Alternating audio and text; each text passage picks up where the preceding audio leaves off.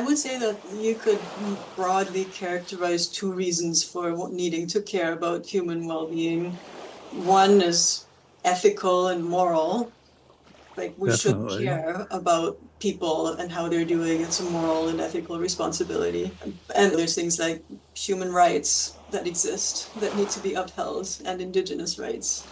But even that aside, that might not convince somebody who's a pure natural scientist who wants to just manage resources. So the second category you could categorize as instrumental, or sort of, we need to care about human well-being if you want to live in a world where we manage quote unquote natural resources in a sustainable way. Welcome, Natalie, to the Co-Management Commons podcast. Really grateful that you took the time out of your busy schedule to come on. And like you said, it was great that we scheduled it way in advance because I know you've been traveling to some great fisheries conferences. You've been doing some other speaking and all your teaching and stuff like that. So very, very grateful. And I was wondering, maybe we could just start off by learning a little bit more about who you are. You could introduce yourself, where you're from, and all of these good things. The person behind the academic CV. Yeah, thank you for inviting me to speak with you today. I'm excited to be here. I am a third generation Canadian on my dad's side. My great grandparents came over from, I guess, what's now sort of Ukraine, used to be part of Lower Germany, sort of Eastern Europe region. And I'm German on my mother's side, so very much Germanic backgrounds and origins. I was born in Canada in what's now Winnipeg, but much of my childhood was actually in Germany until I was 12, and then the United States for middle and high school years. And as an adult, I came back to Canada, going to university in Montreal at McGill, and eventually being drawn to the West Coast, which is where I still am, and am loving this region here, joining today from the territories of the Lekwungen Peoples, also known as Victoria, British Columbia. So, what about your PhD experience? I was curious to learn more too about how you got started into your research originally and who some of your mentors may have been going through that process. For me, I felt like a PhD was a bit more like an apprenticeship almost. And I just learned so much from the supervisor I had and the people that mentored me through. And I was kind of curious if you had that experience as well, because you've clearly hit the ground running and have been doing research in a good way ever since over the last number of years. I might actually backtrack a little bit more and talk about the what I guess made me want to go in the direction that I ended up going in. And I think partly that goes back to my undergraduate research experience, which was doing both an honors and a master's at McGill University in geography. Um, and my research that I was doing there, I guess there's some thematic threads, but it's quite different from my focus now. My supervisor back in those days was working in the Peruvian Amazon, and my own research then took place there as well. And it was focused on diversity in home gardens of people that live along some of the rivers and the tributaries leading into the Amazon basin. And while my supervisor, Dr. Oliver Coombs, has a very long-standing relationship with communities there, I did very much feel like an outsider. And at the time, I wasn't really recognizing it, but reflecting upon it afterwards, I was definitely the white gringa that was coming in from North America, just with a very specific research question. And the whole experience was very valuable personally, and I learned a ton, but I don't know how much I brought to the people I was working with. And it still has a little bit of this resonance of the kind of parachute scientist or helicopter scientist that you sometimes hear about. My supervisor wasn't at all, but just me as, one person going in and not really having long-term relationships in that place, but gaining a lot personally and then leaving again and never really having a chance to go back. He kept all of those threads. But then that was for my undergraduate and master's research. And then I worked for 4 years. I sort of took a break from academia. It was a great experience. I loved doing research, but I wasn't sure if that was the only thing that I ever wanted to do.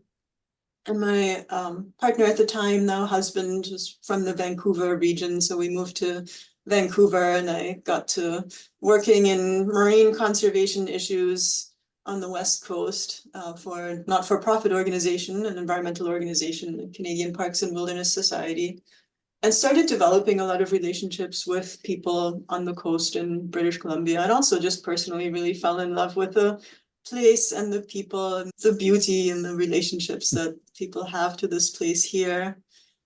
So after a few years working in marine conservation, I learned a ton, and working for a small organization, you sort of make relationships with people higher up in government, with First Nations, with all sorts of others, that if you're just an entry-level person in some other organization, you wouldn't get that sort of opportunity. After a little while, it did feel like you're this hamster in a little hamster treadmill, just keeping on doing the same thing and hoping for change.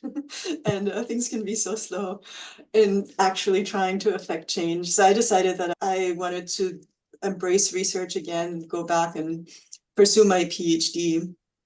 And so that's when I approached a few different people and ended up being accepted and supervised by Dr. Amanda Vincent at the University of British Columbia in what was then known as the UBC Fisheries Center. It's been renamed since then. She had just moved to Vancouver to UBC from McGill University, and she's very much focused on marine conservation, but using seahorses as the iconic animal that she works with and her team works with. But I wanted to work in British Columbia, and so I had approached her partially because of her strong efforts in marine conservation, but hoping that she might be interested in taking somebody on who's more of a local BC person. And she was. So I was the only person at the time that had a different geographic focus to the rest of the team, who mostly worked in Asia and the Philippines. And it was through my relationships with the people that I had met through my work prior to getting into my PhD that I started developing research ideas and the sort of topics that I ended up focusing on, and partnerships with First Nations. So I had a lot of mentors, but there was also a ton of learning by doing. And I would say definitely a lot of guidance, and the passion that Amanda has for the work that she does influenced me a lot, and her real strength in writing and honing writing abilities. The work with First Nations, I think there were so many mentors among First Nations individuals and peoples who work for those nations that really helped guide me in my path on always seeking to do research in a good way. Hopefully achieving that, but I guess it would be other people you'd have to ask to see if that is a success or not. I would suggest that given your track record right now with all of your publications and many different First Nations partnerships, I'm going with that it has been very successful and it's still enduring. I kind of wonder, like, when you reflect on those successes, and I know you're being humble and stuff, but when you do reflect on those successes and with your Indigenous partners, like, what has your approach been? It's really interesting to hear how you made your way to British Columbia and having that experience in the Amazon and learning by doing. And I'd be curious to hear more even about some of the First Nation mentors. Yeah, there is a lot of learning by doing, but ultimately I think so much of this work comes from building relationships. And that's true of any research, but I think even more so when you're working in a context where research is not, the history of research with First Nations is not always a good one. There's a lot of extractive practices that happened and continue to happen in many contexts. So you have to build trust and relationships in order to even seek to pursue any potential partnerships with First Nations. And a lot of that was already really clear to me from the work that I had done with that small and not-for-profit organization before I went back to do my PhD. On one of the nations that I partnered with for my PhD that I'm still working closely with is the Gitgat First Nation, one of the Tsimshian nations on the north coast of British Columbia. And just mentors there included some of the people that are working for that nation who are not necessarily Indigenous themselves, but Chris Picard in particular has been a longtime collaborator from those early pre-PhD days to the initial brainstorming of what some issues are that are at the forefront of that nation's current thinking at the time, and where some potential capacity gaps might be that a researcher could help to fill. And so in much of the work that I've done, it's been both people that work for those First Nations and then also the many people that I get a chance to interview and talk to. They probably don't know it, but I think it's all of those conversations that really help to shape my own experience and that provide guidance, sometimes indirect and sometimes in really subtle ways through stories and talking about different ways of being on the lands with other people. There's so many different people that have influenced what I do and continue to do that. I think one of my approaches has been to, I've never had a research project where I say, here's my idea, I want to go do this research. It's always been a very collaborative effort in identifying priorities for potential partner First Nations and talking about those comes from having some of those relationships and knowing individuals within those nations and talking about mutual interests and the kind of expertise that I might have and might be able to bring. And ultimately, the projects that I've had, I think to the people that I work with and to others from that nation have always been framed as being part of the work of that nation, just with a partner that's helping to achieve some of that work. So for instance, in my PhD work with the Gitgat First Nation, they were just starting to embark on some marine planning work, starting to happen on that around that time in much of the north and central and Haida Gwaii sort of coast region in British Columbia. So it was in those early days that there was an interest in doing community-led marine spatial plans, envisioning what that might look like for people there.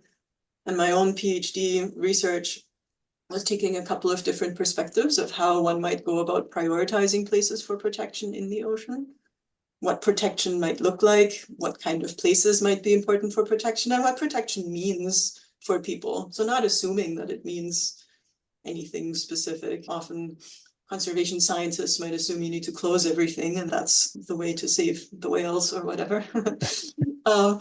So not taking that perspective at all, and nor trying to extract Indigenous knowledge and then going away and interpreting it in my own or Western scientific ways, but really working with people to identify some of their own priorities. And then for the PhD, also analyzing the existing data about species distributions and so on to take the more like conservation planning approach with a systematic way of trying to make sure that a little piece of everything is protected. And then in a way, sort of reflecting with community about what both of those approaches had come up with and what some ways of augmenting people's perspectives might be, if there's certain places that might have been missed, looking at the strengths of both the Indigenous perspectives and their relationship to the land and to places, and augmenting some of that with some of the perspectives that the conservation planning or scientific approach could bring. So that was back 2003 to 2008 for my PhD work.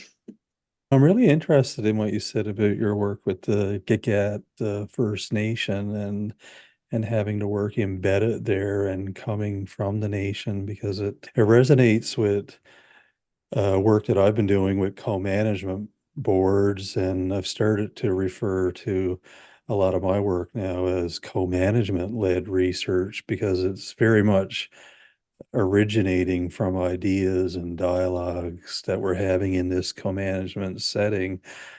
So I'm just curious, with the academic language that we sometimes use, like, how do you describe your methodology there? Do you refer to it as community-based research or indigenous-led research?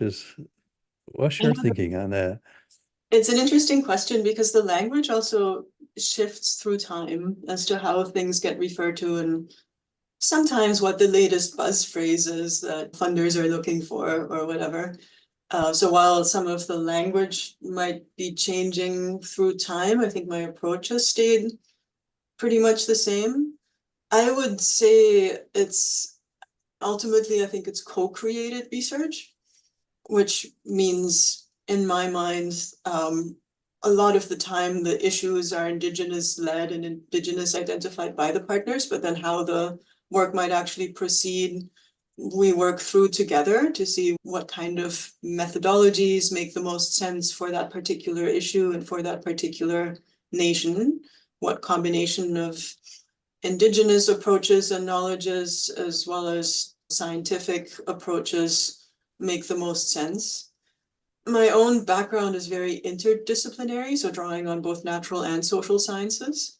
And being a non-Indigenous person, I don't feel like I can ever speak specifically to Indigenous methodologies, but I try to work with partners who are Indigenous from those nations to embed in the way that we do things, how they want to have things done, which I guess is ultimately a way of trying to embed some of their Indigenous approaches into the research and how we do research. So yeah, community engaged research sometimes applies and is sometimes in vogue as the preferred phrase, research co-creation, Indigenous led.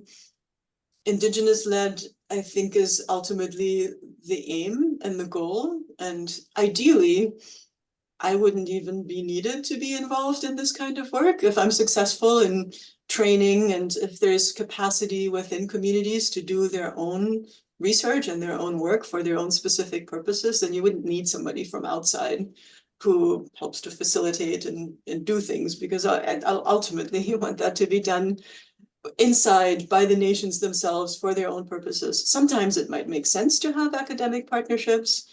Ideally, those would also be Indigenous peoples. There's more and more that are perhaps interested in being part of the academic realm.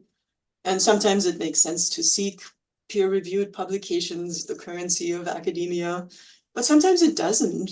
And sometimes you don't need any of that. And I think that's great. So yeah, Yeah. in a way, I'm trying to work myself out of a job if I'm successful. Just out of curiosity, what is your natural sciences discipline? I have training in geography and environmental sciences and fisheries, all Oh, of okay. which are kind of inherently interdisciplinary in and of themselves. So, Right. taking geomorphology and like geophysical geography kinds of classes, a lot of that included conservation science and biology and ecology. Mm. In fisheries management, there's more of your fisheries and your stock assessment style Right. natural sciences, although it's very human demand driven kind of natural sciences.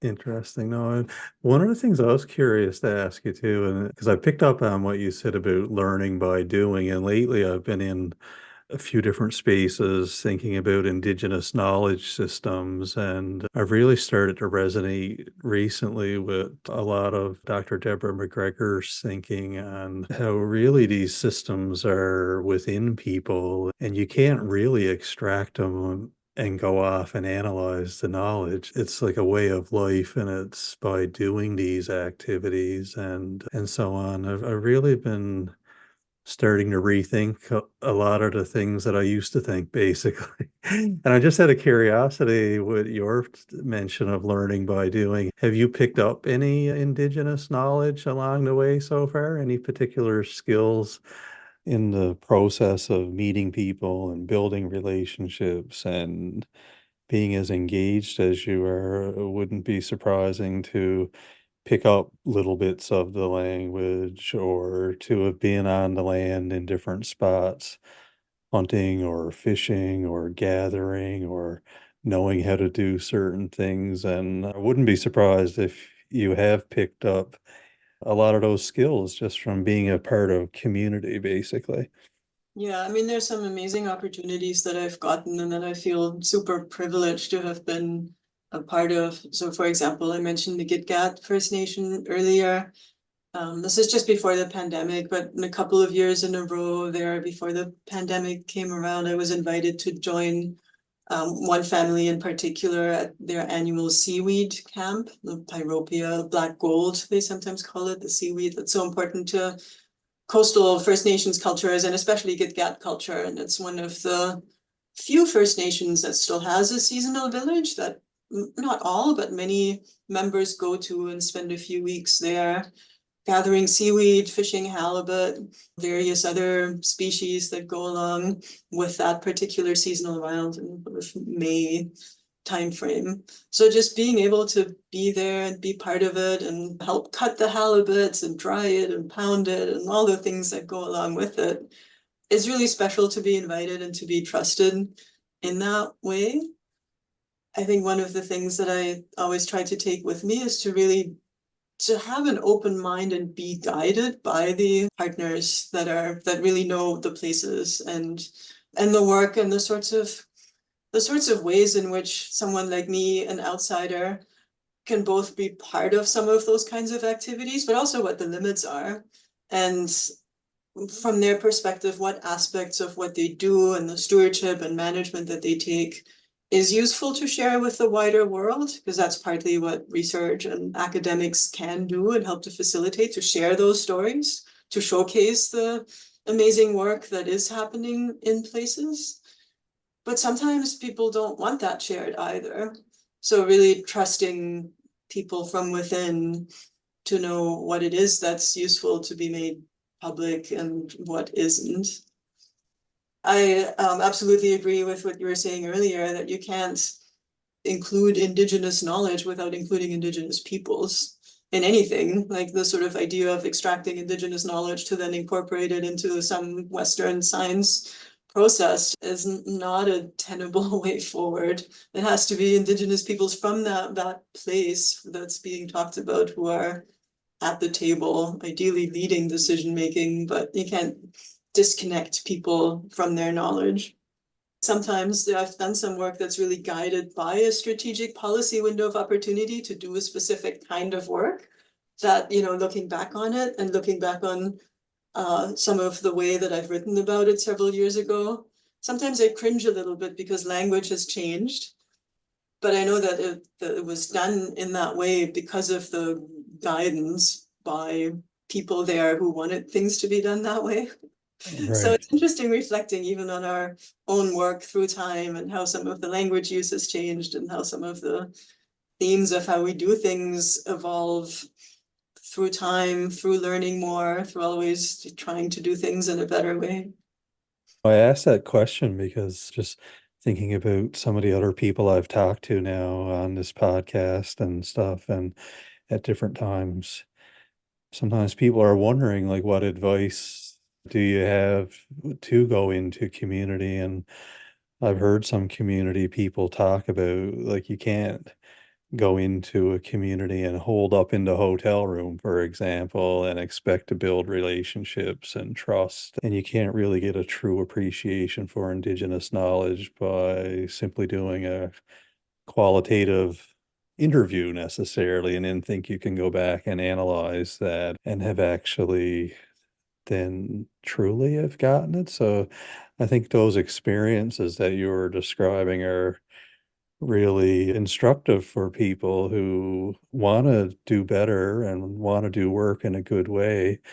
And some of the things that might not seem like a research method or whatnot are really just being and doing things in a community in an authentic way is necessary. And I guess depending on what structures we're bound by sometimes, whether it's a university or a government department or whatnot, it does take some effort and commitment to pushing the boundaries or getting outside of those boxes a little bit. Otherwise, how do you really break that cycle of what has been happening? And I mean, you've clearly been successful at it, and that has had to have taken a commitment because there's so many other people that are within academic institutions that will not do those things and blame it on the institution or whatnot. But there's obviously a way when there's a will to do it in a good way, I would argue. I don't know how you would respond to that, but What are Yeah, your thoughts? absolutely. I think with any work in partnership with Indigenous peoples, there's always going to be more that somebody like myself does than someone who is doing non-engaged, just purely academic questions. So, for example, there's a lot of ways of communicating things that are not just going to be writing your scientific paper, whether it's creating community meetings or summaries that go on Facebook or short little videos or like all of these additional things that you wouldn't have to do if your purpose is solely to write academic papers based on, I don't know, some theoretical things or experiments or something that doesn't involve community partnerships. So there is a lot of extra onus on people that want to do partnered work that involves a lot of additional things that others don't have to do. But that's also where the real rewards of doing this are for me, anyways, because if you don't do that, then the work that we do isn't really meaningful. I don't know. I mean, there's a place for pure science, and I think some of that can be really important, but it's not where my own heart lies. I love doing very applied, policy relevant work that has the opportunity to make a difference for people and or ecosystems. Yeah. I think the other piece that's helped to shape my direction is I knew that I wanted to be based in British Columbia in the long run because I really fell in love with this place when I was doing my PhD. And I thought that being in academia would be one great way of doing that because you do, as an academic, get a lot of flexibility to do the kind of research that we want to do. But my strategy was to go away for a few years so that I wouldn't be seen as just a local applicant who did their PhD in British Columbia and wants to stay. So I went to Australia for 4 years to do a postdoctoral fellowship at James Cook University. And there's a fair bit of more conceptual sort of conservation planning kind of work that I did, which was valuable, but I really missed the connection to places. And when I was lucky enough to get a position at the University of Victoria, which is like my plan A worked out and I didn't have plan B. When plan A worked out, I knew that what I really wanted is to be long term in a place where I wouldn't be somebody who's just doing a little bit of work here and there and then disappears again. So being based in British Columbia, I mean, I'll never be from the places where I work because I'm not Indigenous, I'm only half Canadian. My family has moved so much. There's really no place that I'm rooted in. I just choose to root myself in the place that I'm living. But yeah, all of that to say that there's a real privilege in being in academia and a lot of flexibility to be engaged in the kind of research that we want to do. But doing community engaged work and co-partnered and co-created work is a lot of additional commitments and responsibilities that some of my colleagues don't have to do.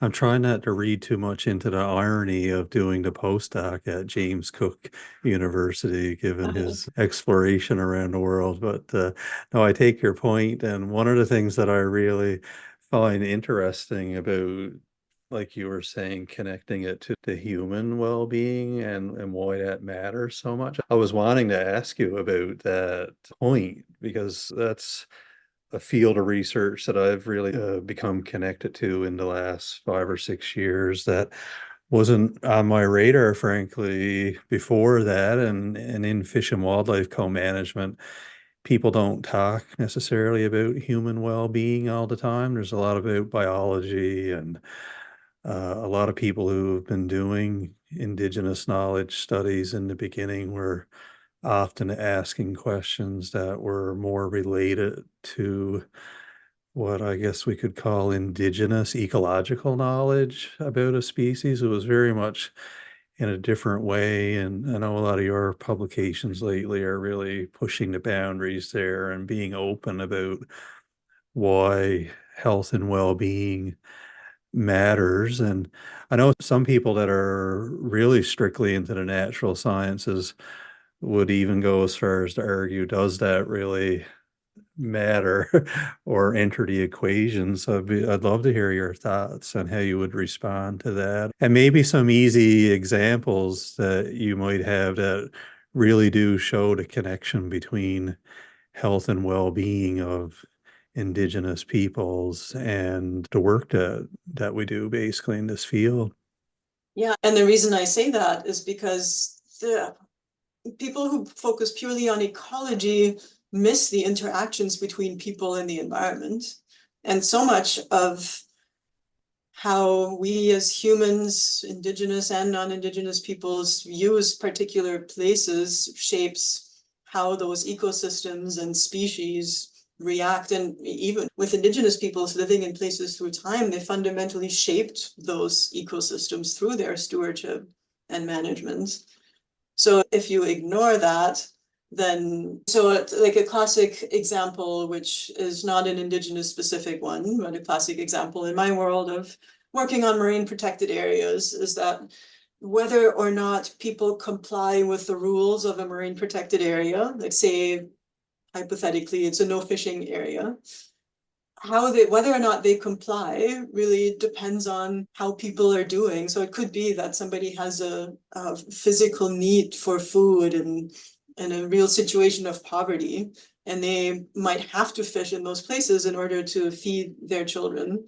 And so you need to both understand what's happening and find ways to meet those basic human needs in order to allow people to then not fish in the place where they're not supposed to fish, not because they don't agree with it being closed, but because they have such a fundamental need. And that's an extreme example, but you could have the same thing, if a process for identifying places to protect is done in such a way that people don't think it's fair, people feel like their mental well-being is being compromised, people might feel like their values haven't been taken into account at all, and then the government establishes a certain place as protected. People's well-being, like their sort of connections to place, even their economic well-being, they might not be able to fish there anymore. All of that is undermined. And if they don't agree with how things are done, they might just ignore the rules. The chance of getting caught is really low. So they're going to go out of spite, go in and hammer that place.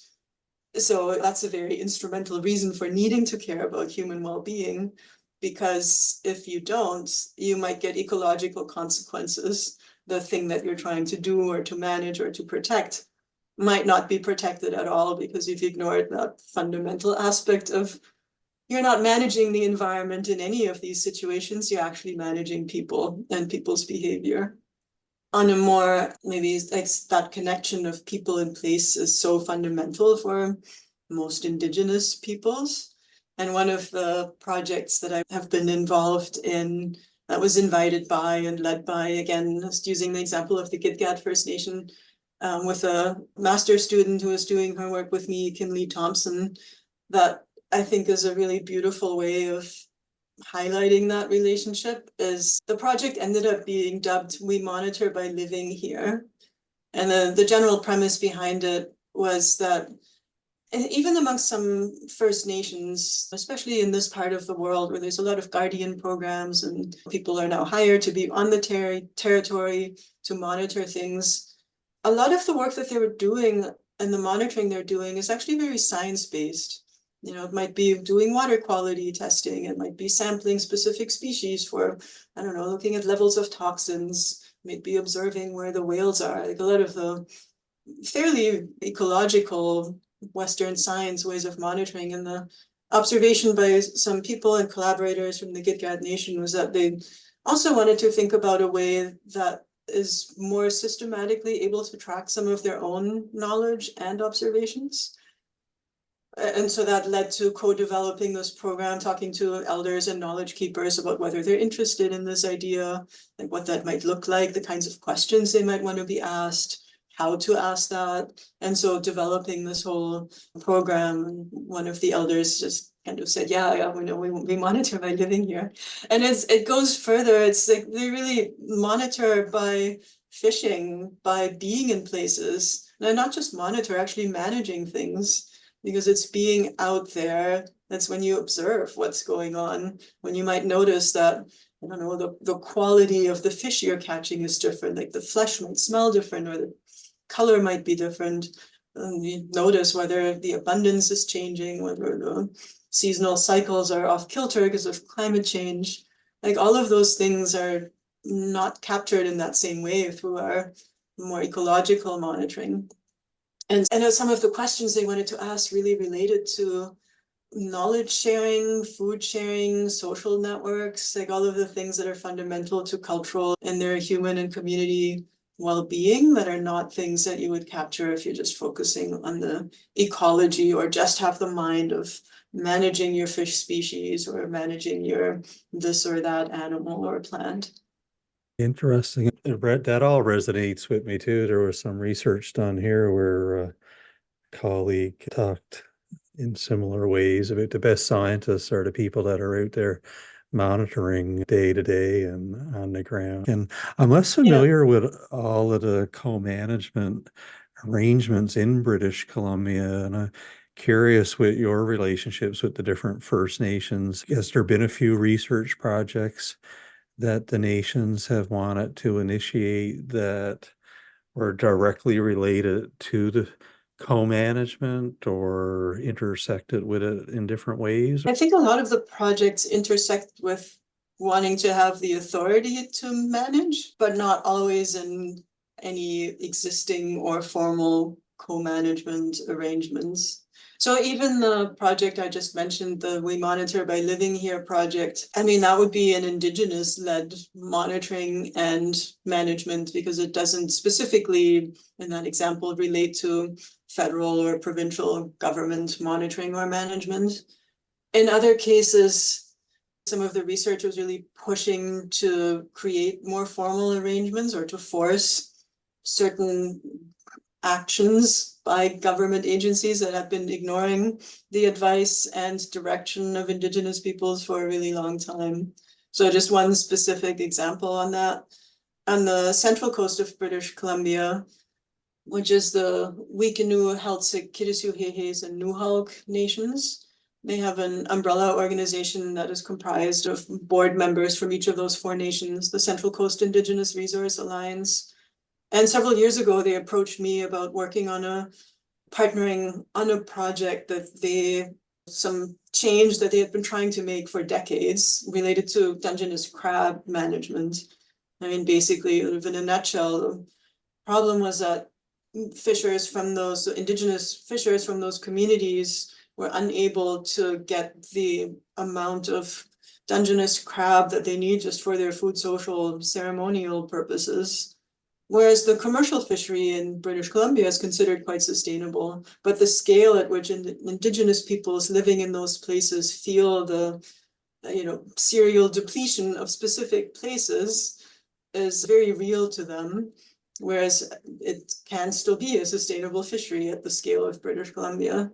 So anyway, there were several bays that they had been trying to get close to commercial and recreational fishing for a long time, and we're not getting anywhere with the federal government. Fisheries and Oceans Canada, who's the agency that would have the authority under Canadian law to implement those kinds of closures. And they had tried all sorts of things. They had the Guardian programs were monitoring crabs in those bays. They used their Indigenous laws to close half of the bays to commercial and recreational fishing, which basically meant having to ask people not to fish there, but not having a legal Canadian law way of enforcing that, because Fisheries and Oceans Canada basically asked them, like, you need to prove that closing bays would actually do something to improve legal size male crabs that you can catch.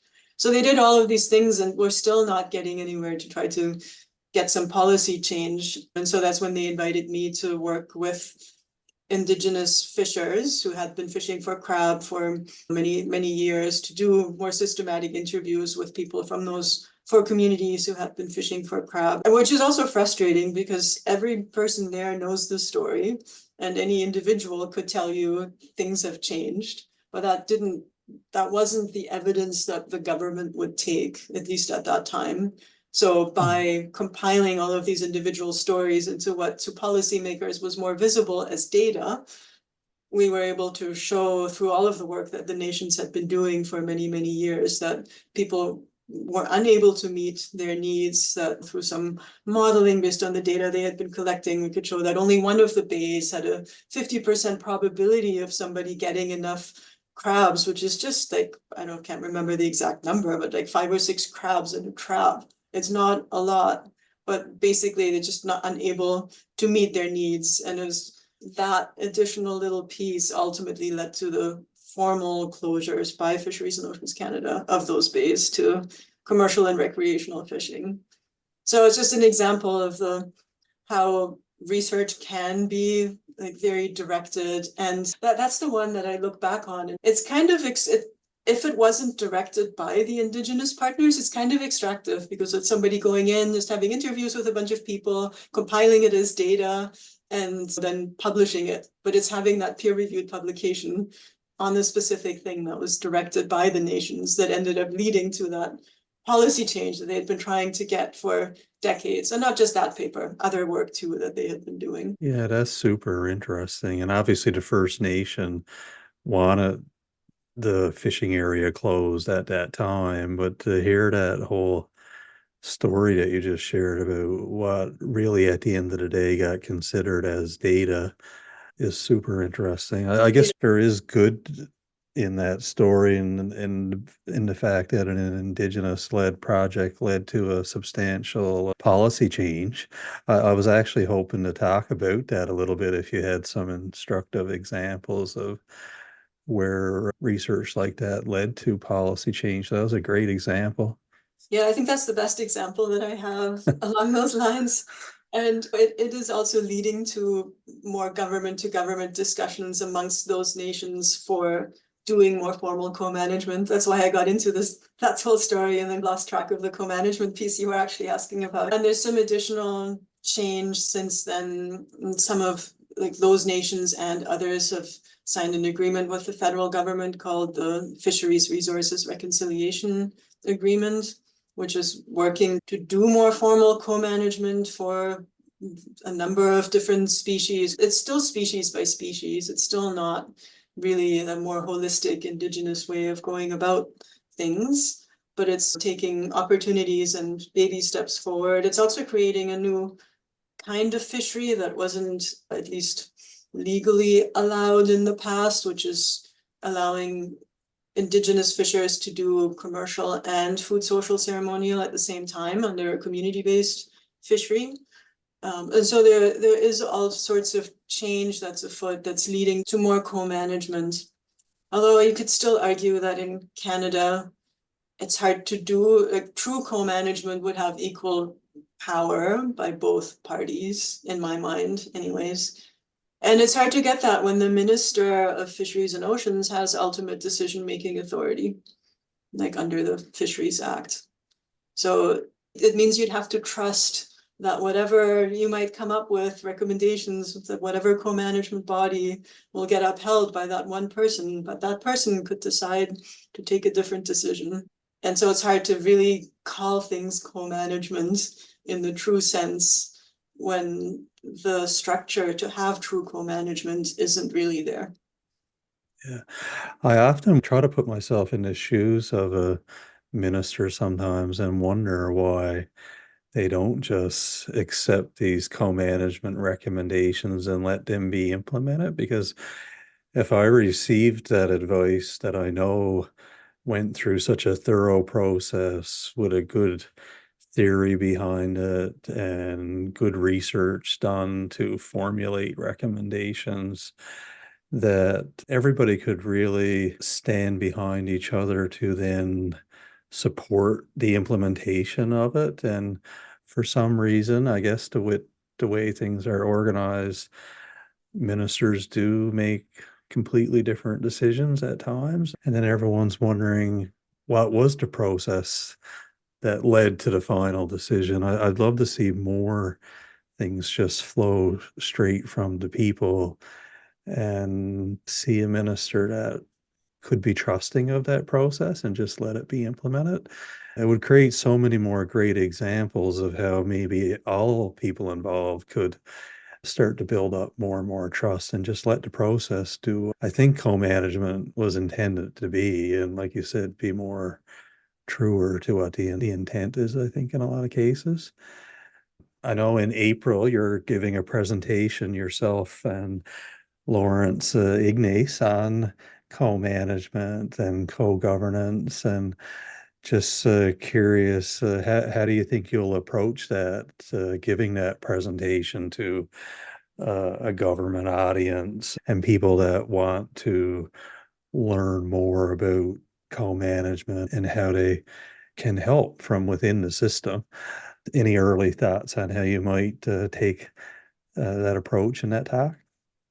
Yeah, I haven't fully formed exactly how we might approach it yet, but just as a starting point, I mean, talking about the difference of sort of co-governance and co-management and some of the challenges I just mentioned about being able to do true co-management when the structures aren't there, that there's more work needed to actually work towards that within Canada.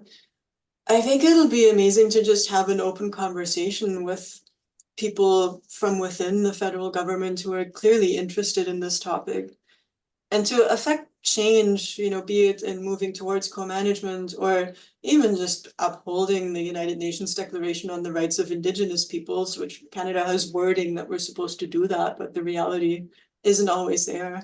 But it's so important to have people from within organizations as well as outside that are pushing the agenda from all sorts of different ways. So having the opportunity to reflect on that and my experience as an academic in doing partnerships with First Nations. And then Lawrence has a long history of working in various different levels of government throughout different parts of Canada. And now he's doing his PhD, so also bringing an academic lens to things now, but having that perspective from somebody who is Indigenous, who's struggled from within government and now outside to try to see where change is possible.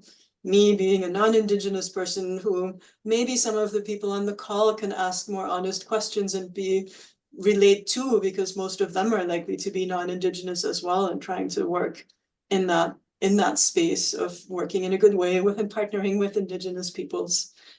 So I think it'll be a really interesting conversation and hopefully an opportunity for people to ask some difficult questions of me and maybe me ask them some difficult questions as well.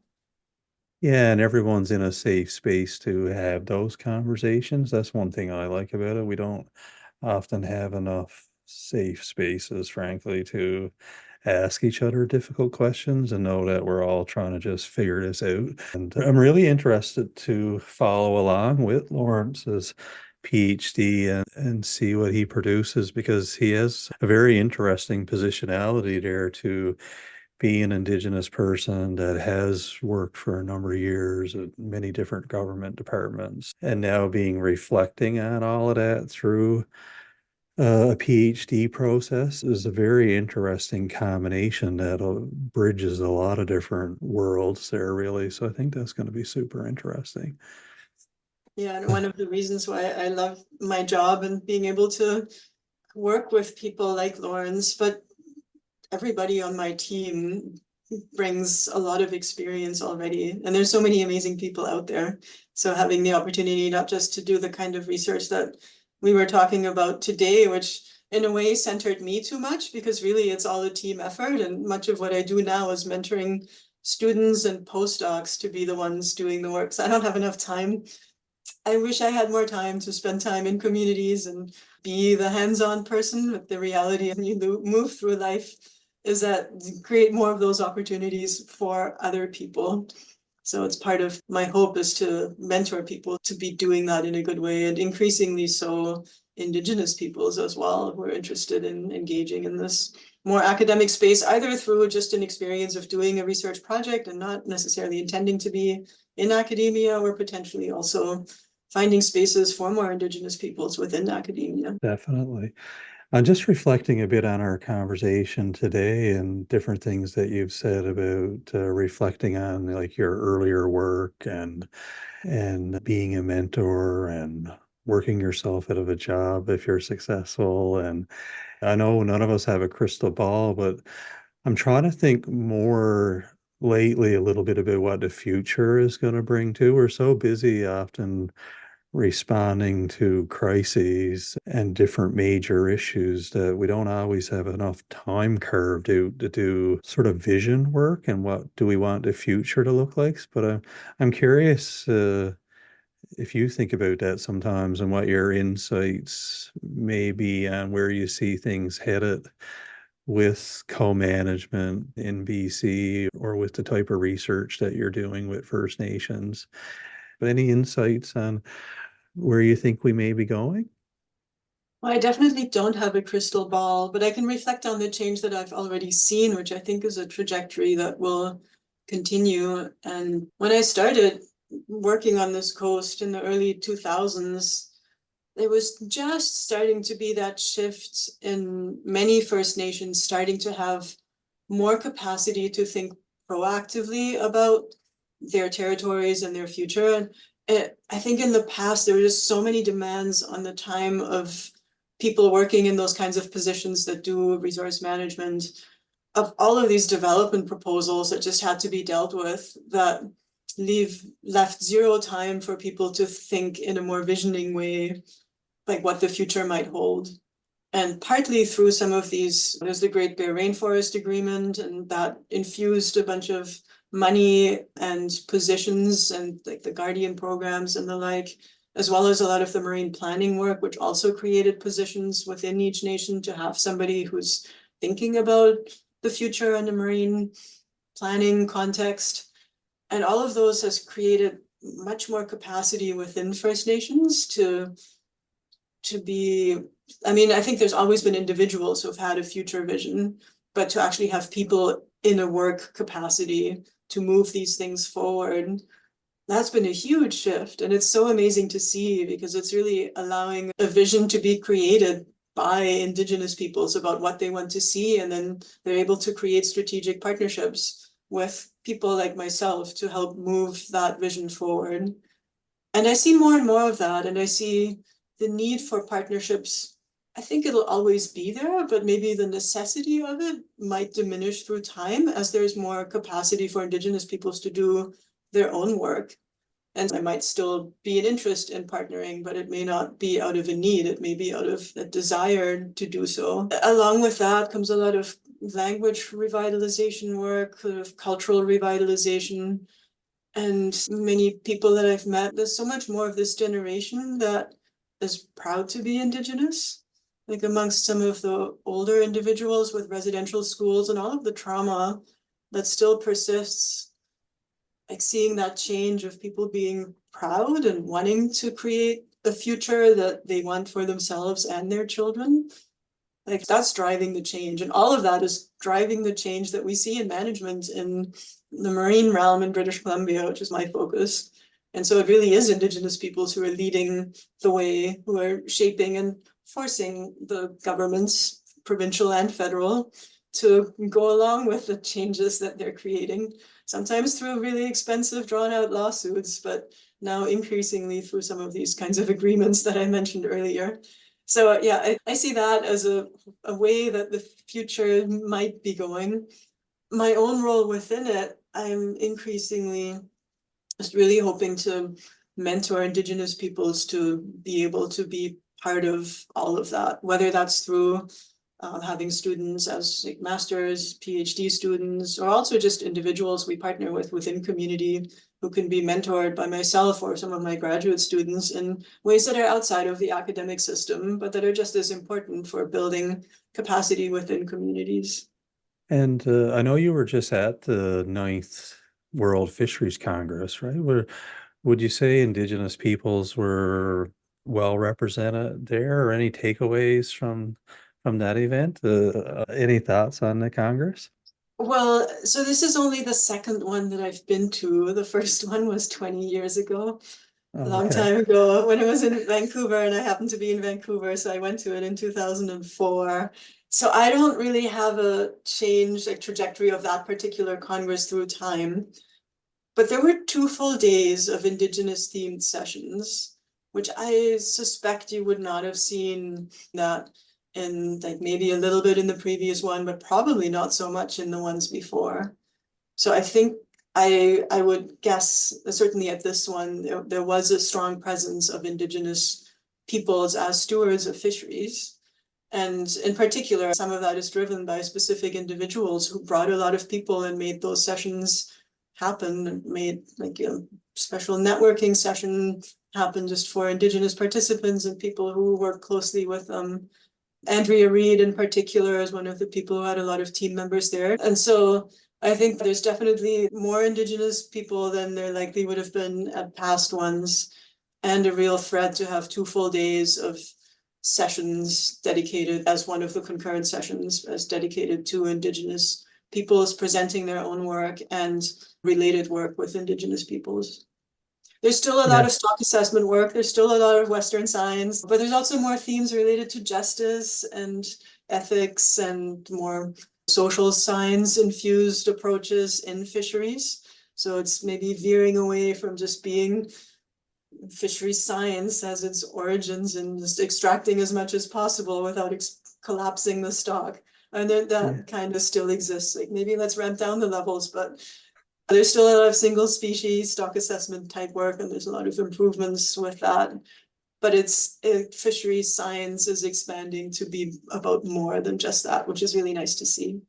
exactly. I did see one of my colleagues that was out there did send me a couple pictures, and it looked like they were celebrating the 50-year anniversary of the Bolt decision at the Congress. So I thought that was probably really powerful. And I've been trying to research that as much as I can lately to get a real appreciation for how monumental that event was in Washington State. I hadn't really been too familiar with it through my co-management career so far, but the more I've been reading and learning about it, it's quite a fascinating history that unfolded there that definitely deserved to be acknowledged. So that was nice to see.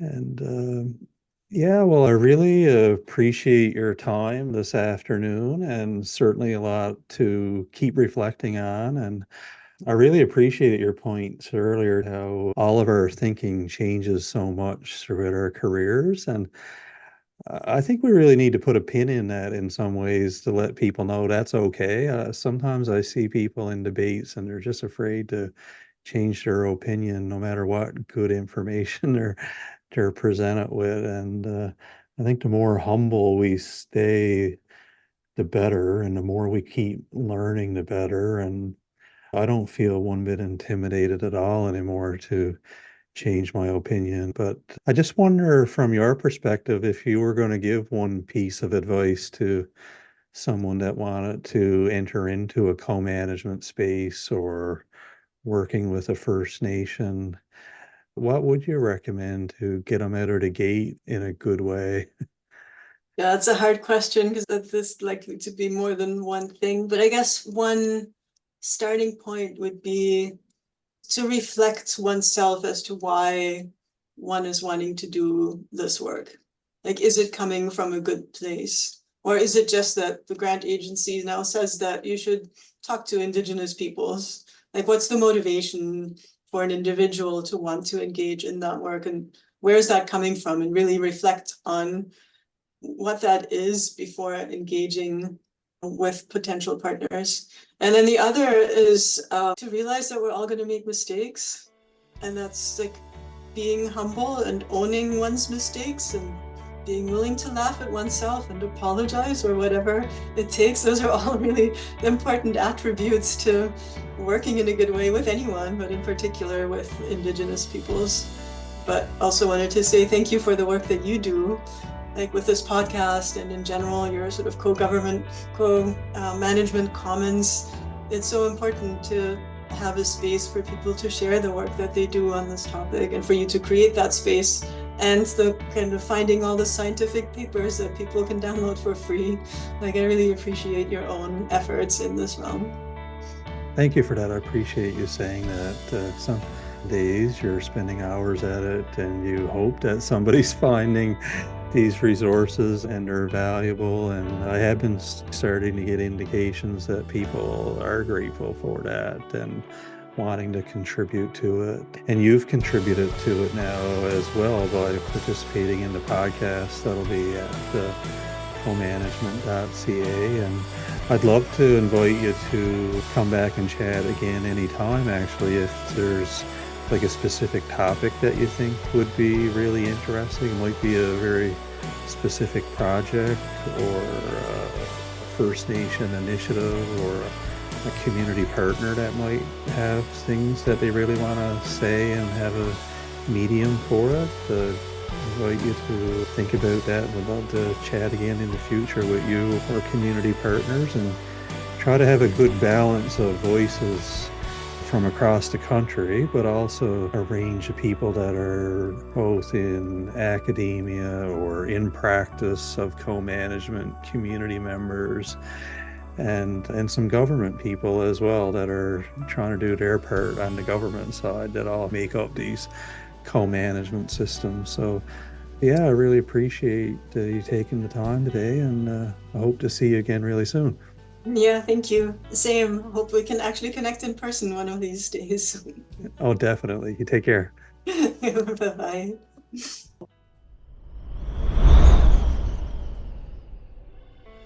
Hi, I'm Dr. Jamie Snook, and thank you for listening to another episode of the Co-Management Commons Show. Honoring the spirit and intent of agreements with Indigenous peoples is an important form of reconciliation and social justice, and educating ourselves about opportunities with co-management is time well spent. This conversation continues, so please like, share, subscribe, and visit www.comanagement.ca. Join me again next time for another interesting discussion about the co-management of fish and wildlife in Canada and around the world.